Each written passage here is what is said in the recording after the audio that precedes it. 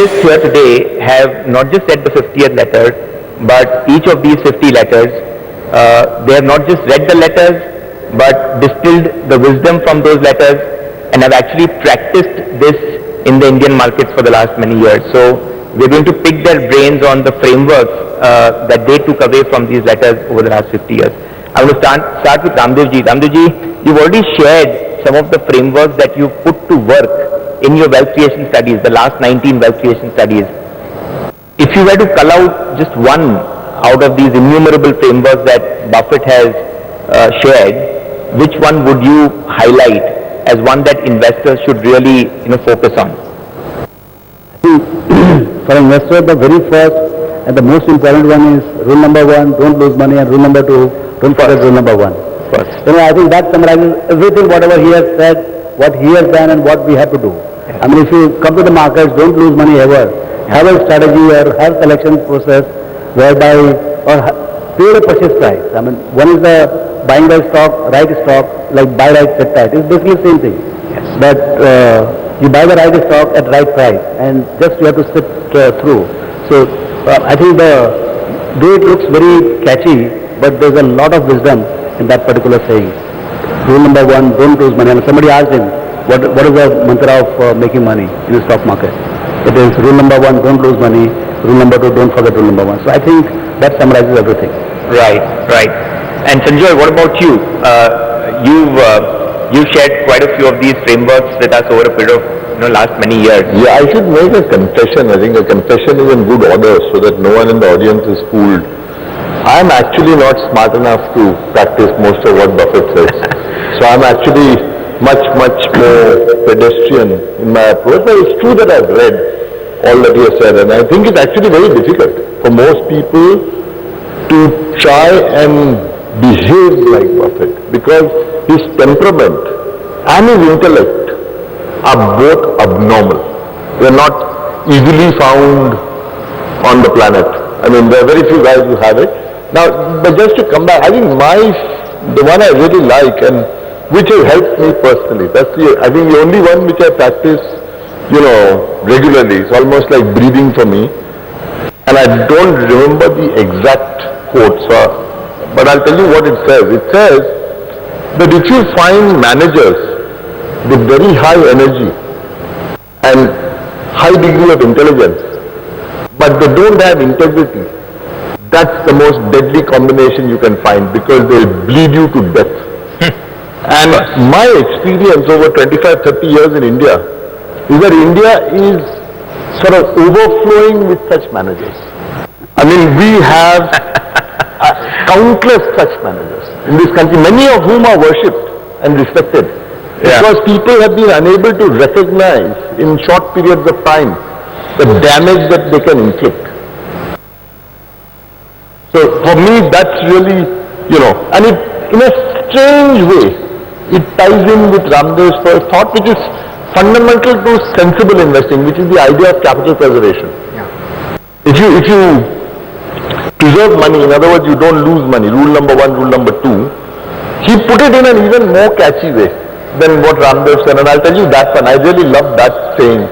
It is, if you want to finish first, you must first finish. Right. So this is about a long distance race. So if you want to win the marathon, make sure you don't drop out along the way. And the way you drop out is if you encounter one of these crooks. Right.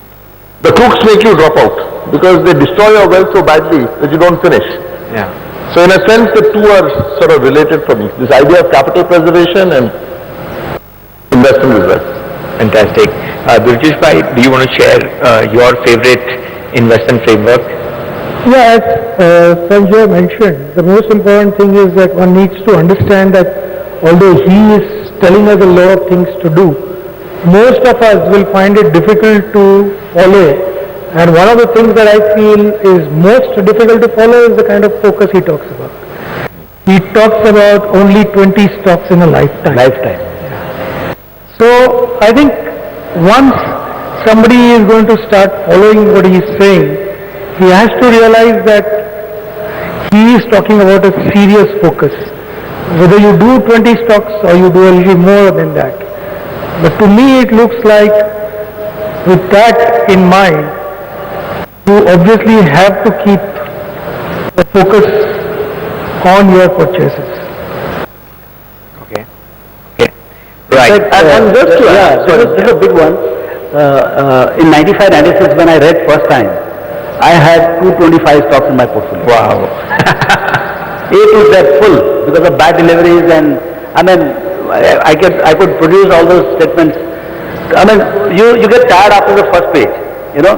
So it was not possible to manage this there was no management, and there was no you didn't know what was your return and how well you are doing and all. Very first year after reading this, I understood the power of focus somewhere in 95-96, and we brought it down 1 year. And that time this NSE came with the trading. So if you sell 100 shares, your 100 shares will go delivery. It will be that deleted. So that was the gift at that point of time. We cleaned up, and from 225 we came to 16 shares. And that very year, the portfolio doubled. Market didn't double, but we doubled. You know. So that focus is a huge power. Because you can take care of only 15, 16 stocks. I've interviewed so many guys. I asked them how many stocks you have, 60 stocks. I said, write them names. They can't go beyond 12, 13. No, I think just if I may explain what Durgesh said, it's absolutely true, and I think one of the most important things. But in simple terms, I'll tell you why what Durgesh said is so powerful and so difficult as well. See, in investing, the more decisions you make, the greater the likelihood you will make a mistake. So if you cut the number of decisions you have to make, and the decisions that you make are after really deep thought, you are improving your odds and you are setting yourself up for less of a chance of being wrong. The second thing which is related to what Durgesh said, if you buy only 20 stocks in a lifetime, your selling problems also get resolved. Most people don't recognize the corollaries of what Durgesh said. But these are two very important corollaries. Because investing is, if you're right 55% of the time, I mean, you're like Raamdeo Agrawal. You know, it's very difficult to be right 55% of the time. Most people are blessed if they are right 51.5% of the time. And then you have guys like me who are at 48, 49. So then, you know, that really makes life tough. Because the other 51 you're getting wrong. So the importance of this relates to cutting down the number of times you put your head on the chopping block. That's why this is so powerful. Sure. Actually, digging through the letters of Warren Buffett, you find that he himself has evolved over a period of time. So some of the early letters tell you that have the purchase price be so attractive, you know.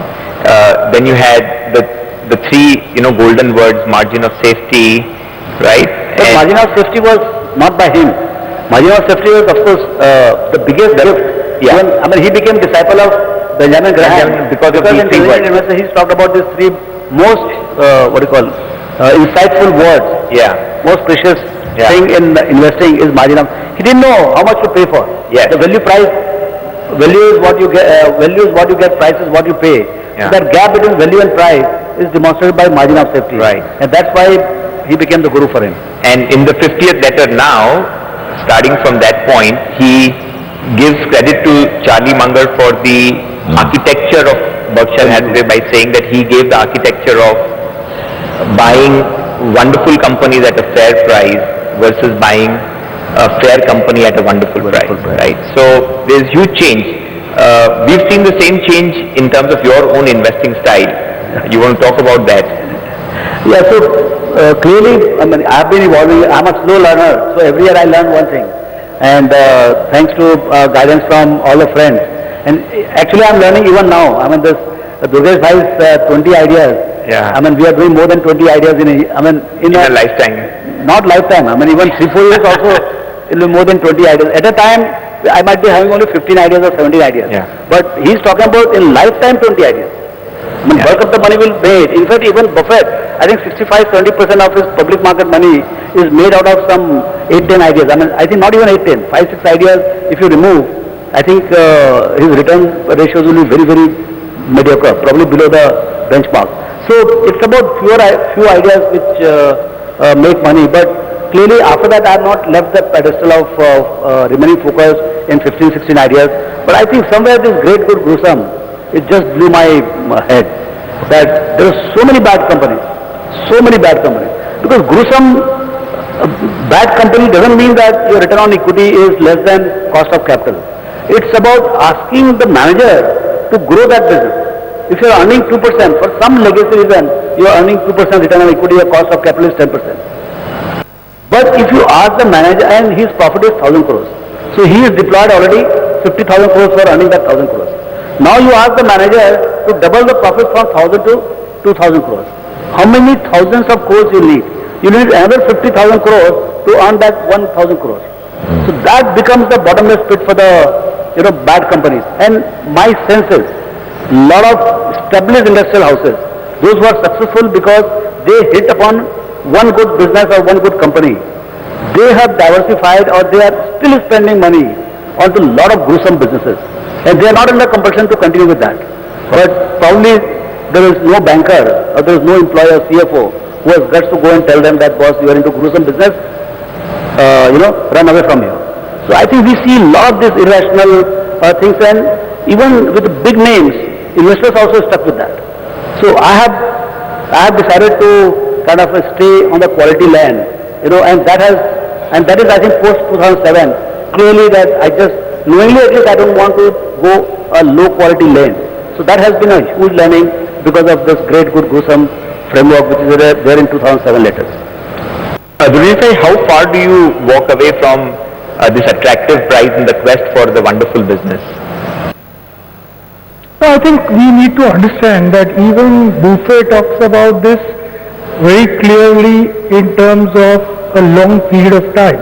But if you see his own performance, the largest investment he's made is in the insurance business.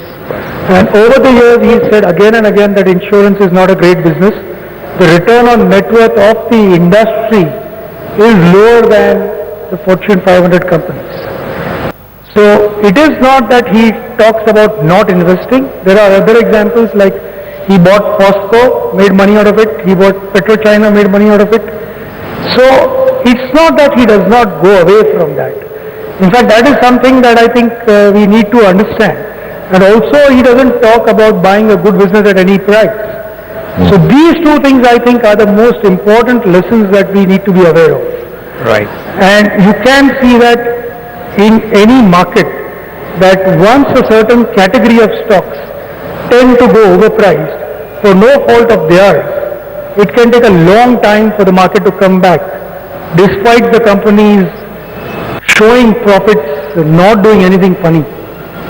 So I guess that is something that we have to be very careful about. And if your question is in terms of the temptation, then I would say that definitely is extremely difficult. He himself has said that in 99, that was the worst year in his career till then, and 2008 again was the worst year. When the whole world was making money, he was having a bad year. Yeah. So that keeping the temptation out is certainly extremely difficult. Right. Sanjoy, I may be provoking you, but you have some very strong views on wonderful businesses. Yeah, my view is a very simple-minded view. The wonderful businesses are understood by 99% of people to be wonderful. So unless you think you're some exceptional guy and you figure out a wonderful business that other people don't realize, tempting is the faith. If you're even a little bit of a believer that there is a large part of the time markets are efficient, then this is going to be a massive challenge. So actually, again, that's why I said it at the beginning, Buffett's great strength is psychology. He buys the wonderful businesses when they fall apart. That's the real trick, fallen angel. So there's this famous one about Washington Post. The stocks fell. And he says, buying a stock is like buying a house. You look at your neighbors, you look at the locality.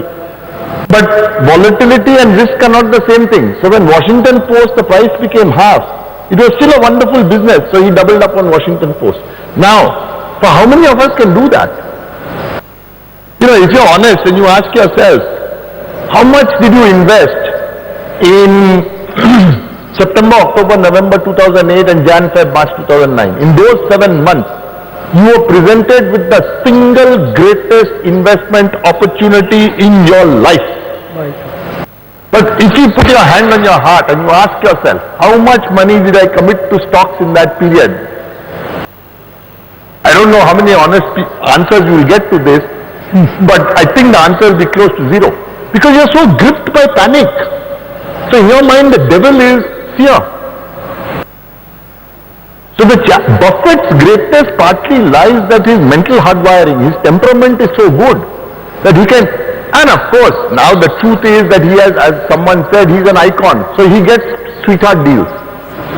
You know, Goldman Sachs rolls up to him, people roll up to him and say, I'm going to pay you 10% plus warrants plus, but they don't roll up to us.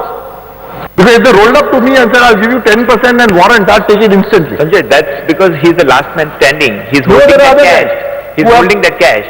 In fact, Ray Dalio has more money than Buffett. Ray Dalio manages a larger sum of money. But no one goes to Ray Dalio. Bridgewater. Okay, so it's the cultivated effort of 60, 70 years. He loves saying this, that the home for the permanent business is Berkshire. So what is he saying? The Israeli company Iskar came to Berkshire. He couldn't find a guy in the rest of the world. But he has earned that reputation for you to... Yeah, absolutely. I'm not doubting that. All I'm saying is very difficult for most human beings like us to do it. It's not easy for us. Yeah. Because I remember 2008 vividly. I was scared stiff. That was the time to buy Crisil. That was the time to buy Asian Paints. That's when Raamdeo bought Nestle. If you had bought these great businesses at that time, your investment results would have been spectacular. And then you just start on it. But it's one thing to buy Page Industries at today's price, and one thing to have bought Page Industries then.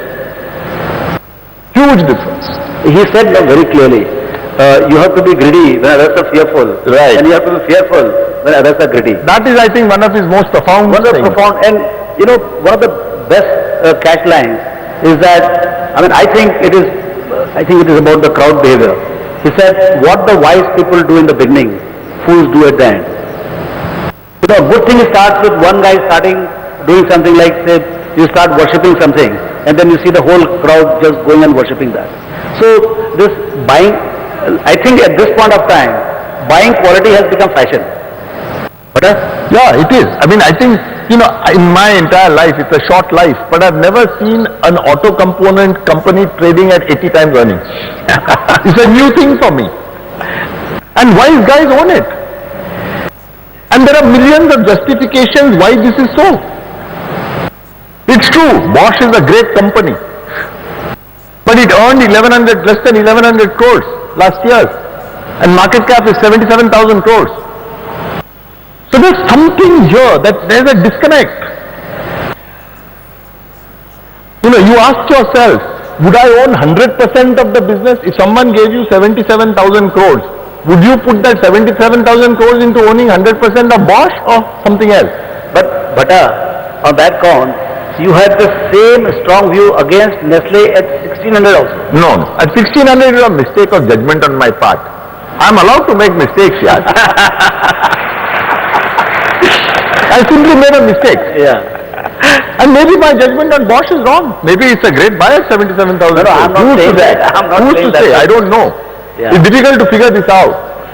Hindsight is always 2020. But the very fact that you can't buy anything at any price. Even if it is a bad company, at some price it is a good investment. Like that, at greatest possible company cannot be a great investment at any price. You just cannot pay. So I think that's what that extreme. I think it's this that I'll add to that QGLP thing. Great investments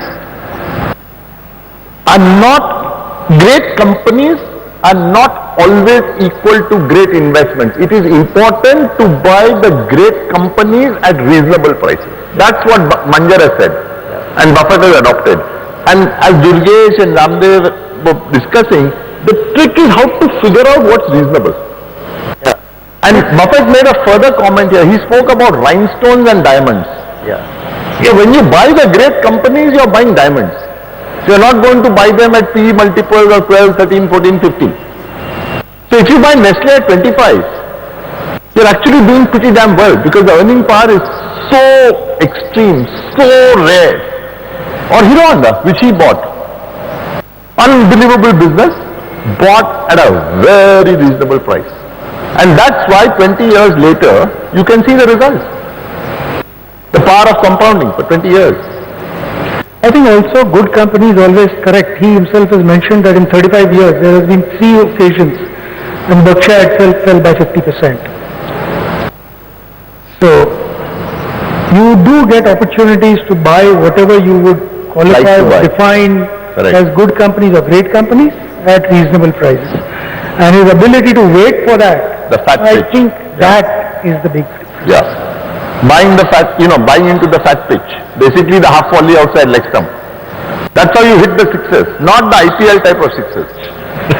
The Indian stock market is now oriented to the IPL type of six. It's very tough to do that. It looks spectacular on TV, but if you try to do that in investing, you will have one Brendan McCullum type of 158 or Chris Gale type of 200 and a string of scores between 0 and 10. But I think global, it's not only about India. Anywhere in the world. Same All the markets are like that. Yeah, but people don't understand this. I think that's the tragedy. That this point that Durgesh made, you got to wait for that perfect, that wonderful opportunity, the fat pitch. Buffett constantly talks about the fat pitch. It's easy, obvious, cheap, great business, you buy into it. And at that time, this greedy, fearful thing becomes the key determinant of whether you can act.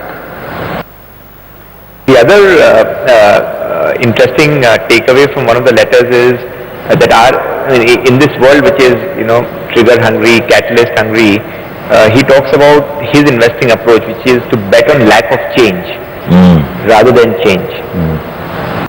Have you been able to practice? Absolutely fascinating again, because it goes back to the same thing. If businesses change rapidly, then 2 things happen. You got to comprehend that change, see how it affects the competitive advantage, how it affects earning power, and then make another decision. And every time you make a decision, remember it's 55%. So for those who studied probability, 0.55 into 0.55 is not an attractive number. Your odds of getting it right are about 0.3 if you made 2 decisions, but 0.55 if you made 1 decision. That's why the absence of change is a wonderful thing. It's absolutely key to making money. Raamdeo, you practice that? What? The lack of change? The lack of change rather than change is what the investing approach of Buffett is. Yeah, so, you have to buy the franchises, the businesses, and India is a unique place where you have all the growth ahead, and the businesses are not changing. Say whether it is a paint company we talked about or Nestle. They're so small right now. Like Nestle is $1 per person per year. Worldwide average is about $10-15 per person per year for the whole world. So I think there is a lot of growth ahead, maybe 10, 15, 20, 30 years. So the longevity of growth in a franchise you don't have to change the franchise. They just keep punching the same Nescafe, same Maggi noodles and same ice cream, same chocolates, and they can keep making money. So I think the business not changing, the technology not changing, the consumer behavior not changing. You don't have to spend a lot of money into, like telecom. You have 2G to 3G took 10 years, 3G to 4G took 3 years, and 5G is staring at you before 4G has come. And you need billions and billions of dollars of, at this rate of change. At some point in time, when I bought money, I made money in Bharti. At that point, I thought 2G is the gift of God. It is from wired phone to wireless phone, and it is going to remain like this for whole life. That was my thinking. But you see what the pace at which it is changing. Government wants more money. So I think this entire space is going to. It is not as fertile as it was between 2001 and 2005. And after that, we know what will happen, because it was so fertile that a lot of other people who started non-telecom guys entered the fray, and we had 3G scam. So I think we need that stability, predictability of the business model so that you can see last 15 years, so that you can predict the next 15 years. And that's where I think, like HDFC, I mean from 78 till date, is still as fresh, as relevant, and still nothing has changed. But let me give you a simple example, because maybe because of my own inadequacy, I love these examples, but they're also instructive. So this moat thing, it's a wonderful thing because it's a 4-letter word. So everyone loves moats. 4-letter words are popular. And Buffett has this happy knack of focusing on 4-letter words. So, newspapers. This is one of the businesses he bought in droves. The Buffalo News, and the Omaha Herald, and Washington Post. He bought millions of newspapers. But you know what happened there? Change came about through technology, the internet. And it destroyed one of his best investments ever, the Washington Post, which Jeff Bezos of Amazon bought at a throwaway price. So it's very difficult, it's very easy to say rate of change must be slow. But sometimes you can't understand what is driving change. Leadership habits are something that are very difficult to decipher. I think somewhere the consumer power companies, because whatever is consumed